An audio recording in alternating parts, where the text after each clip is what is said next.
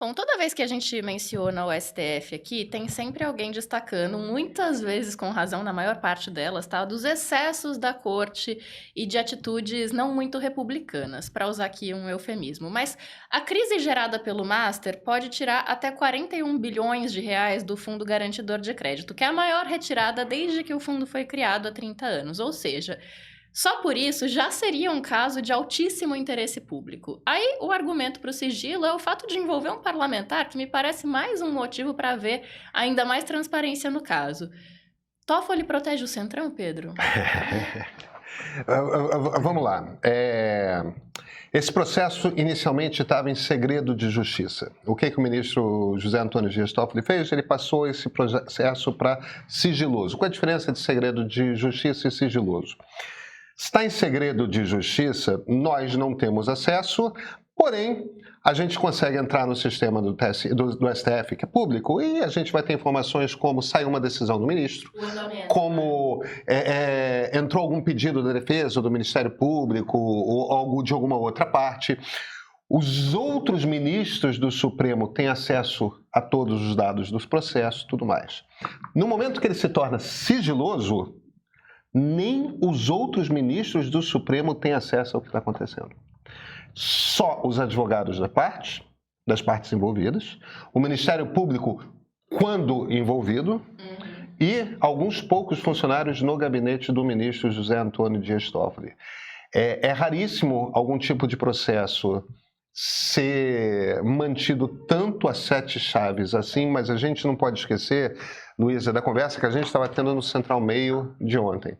A crise do Hugo Mota com o líder do PL, Sóstenes Cavalcante, com o líder do governo na Câmara, Lindbergh Farias, a crise de Davi Alcolumbre, presidente do Senado, com o Palácio do Planalto, as coisas...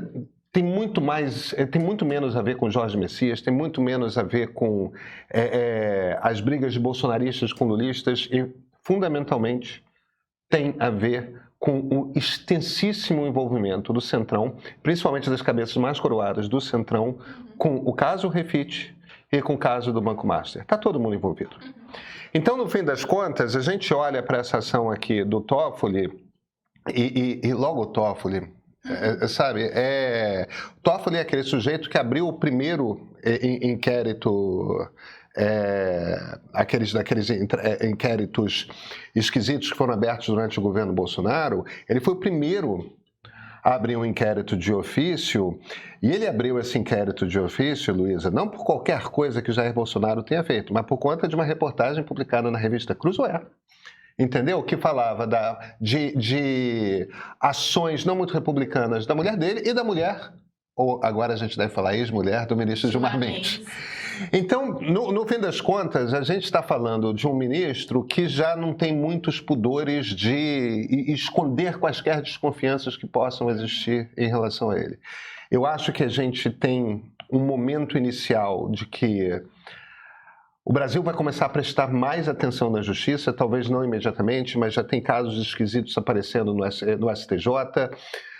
Me parece que, passado esse ano eleitoral, o Brasil vai começar a olhar muito mais para o que está acontecendo na justiça. A gente pode fazer uma afirmação? Não, não podemos fazer nenhuma afirmação, mas tem todo o cheiro de Centrão sendo protegido aqui pelo ministro Toffoli. Só para fazer um destaque que eu não coloquei na abertura, mas quem trouxe essa história à tona foi a Malu Gaspar, né, na coluna dela do Globo.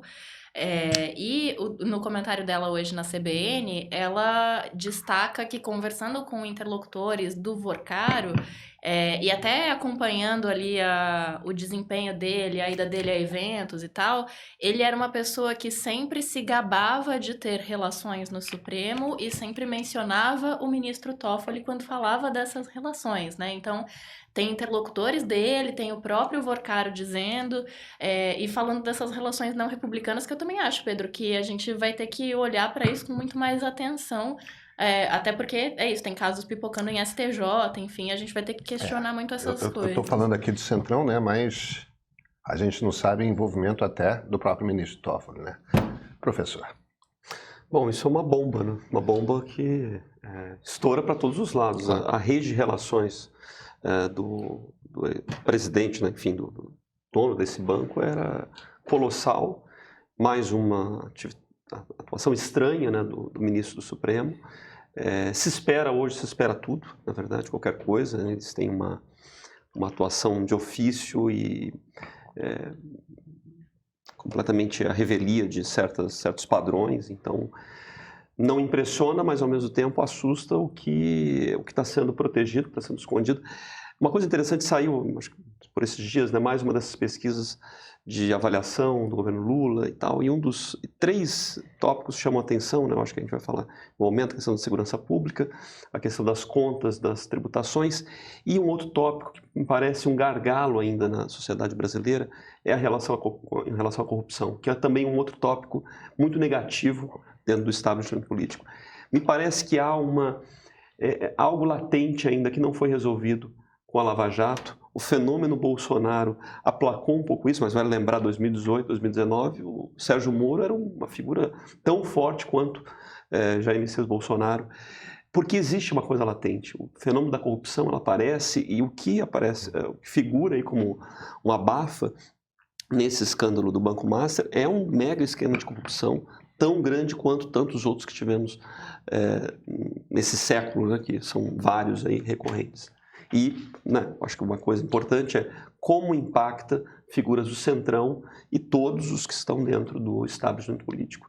Então, de esquerda a direita, tiver pessoas, né, como foi bem mencionado ali, um deputado do PL da Bahia. Pois é, mas professor, essa coisa de corrupção... eu sou velho o suficiente, jornalista, há tempo suficiente para lembrar quando quem ficava indignado com corrupção era a esquerda. Sim, sim. Anões do orçamento. Anões do orçamento.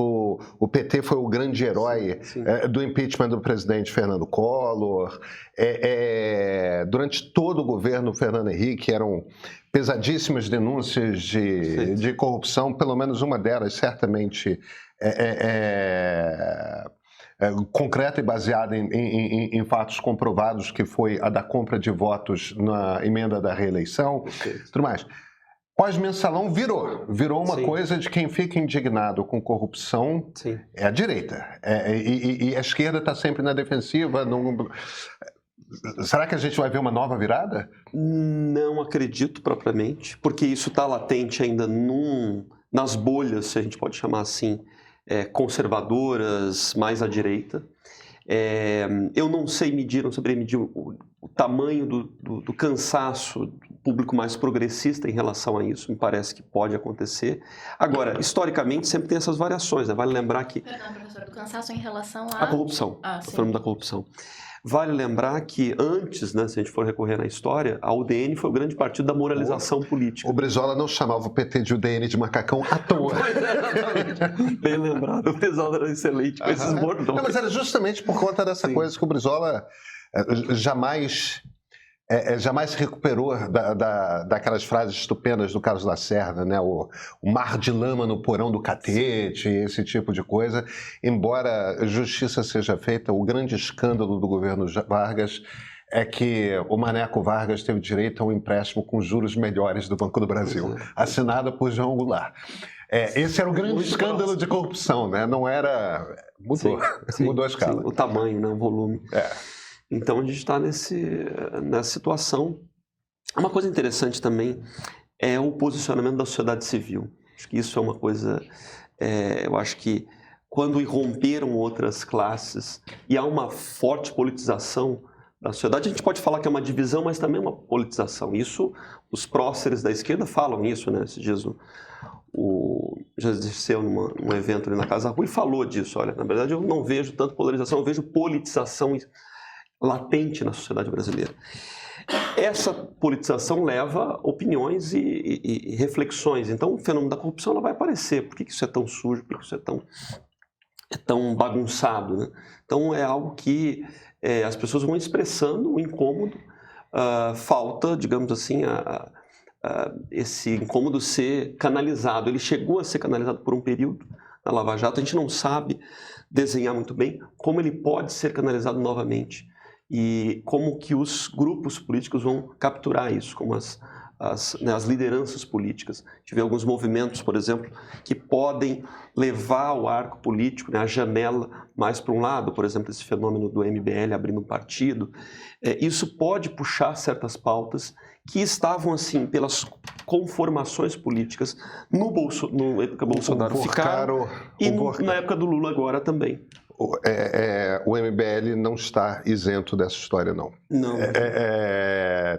Quer dizer, o MBL que em 2016, quando surgiu no impeachment da presidente Dilma, tinha aquele discurso pesadamente moralista, contra a corrupção e tudo mais, eles estão quietos e o que corre nos corredores de Brasília é que não estão quietos à toa. Porque, enfim... É aquela coisa, né? É um grupo que se financiou pesadamente pegando dinheiro na Faria Lima, e quando você sai pegando dinheiro na Faria Lima, não necessariamente o dinheiro que você pega é de, sei lá, de um BMG, um banco assim que está com todas as contas em dia e tudo mais, né? Eu queria trazer essa observação, na verdade, para perguntar a respeito da indignação, né, dos setores progressistas com corrupção e tal.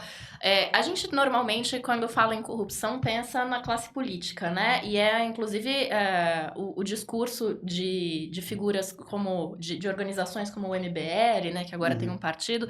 Quando se fala em corrupção, você pensa ou num agente público, ou num funcionário público, em gente tirando dinheiro do Estado, e fazendo isso de forma direta. Esses dois casos bem simbólicos que surgiram recentemente, tanto o do Banco Master quanto o da Refit, falam de empresas que estavam ganhando... Empresas ou pessoas físicas mesmo, né? Porque no caso do Daniel Vorcaro, o banco era ele.